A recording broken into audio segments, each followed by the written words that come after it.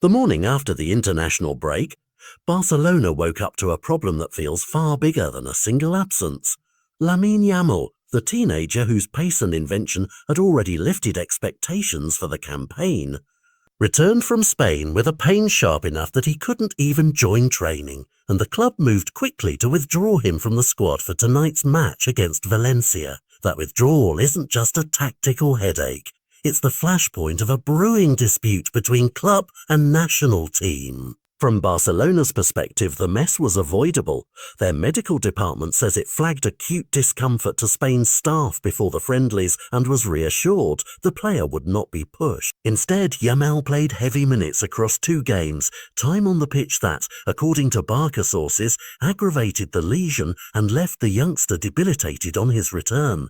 Those details are the ones fueling a rare public frustration. Hansi Flick, the club's coach, made the problem sting in the open when he criticised how the national team handled Yamal's condition, saying the player took the field while in pain, played over 75 minutes without adequate training rest, and was even given painkillers to keep going, a sentence that cuts straight to the heart of modern football's tension between duty to country and duty of care. The worry inside Barcelona isn't only about losing one match, it's about the domino effect. With the Champions League opener looming, the medical staff are already weighing the risk of rushing a 16 or 17-year-old back too soon, and the club's sporting directors are forced into contingency planning that could reshuffle lineups, minutes, and transfer thinking in the weeks ahead. Fans understand the headlines, a prodigy sidelined, fiery manager demanding explanation. But the clinical reality is more complicated. Scans will define the timetable. Conservative rehab might protect the youngster's long-term career, but cost Barcelona vital early season momentum. And any misstep in communication between institutions could escalate into formal complaints or public recrimination. The national team's viewpoint won't be absent from this story either.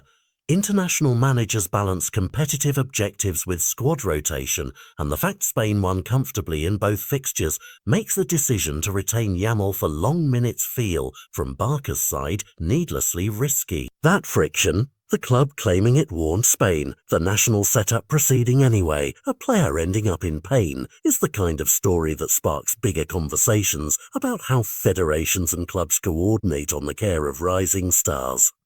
For Yamal personally, the stakes are immediate and intimate. He's at an age when minutes and confidence shape trajectories, and a prolonged absence could slow his progress or alter the path Barcelona had sketched for him this season. For the club, the stakes are organisational. Trust is fraying, medical protocols will be scrutinised, and the front office will have to decide whether to push for clearer rules about player release and in-game management. There are human dimensions too.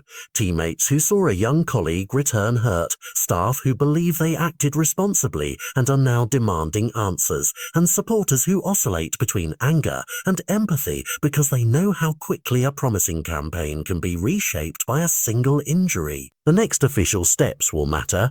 Scans and a clear medical update from Barcelona should set expectations about when Yamal might rejoin training, and any statement from Spain's federation explaining the decisions taken during the internationals will shape whether this becomes a temporary spat or a sustained confrontation. Meanwhile, Hansi Flick's pointed public words have already framed the narrative in a way that puts pressure on Spain to justify its management. They haven't looked after their players, he said in essence, and that line feeds into wider debates about player welfare, pain management, and whether elite football sometimes values availability over well-being. As the season presses on, keep watching for 3 things: the scan results that outline Yamal's recovery timeline, any formal communication between Barcelona and the Spanish Federation that could reveal the extent of the disagreement, Hansi, and how Barca adjusts tactically if their winger remains out. Whether a young academy player steps up,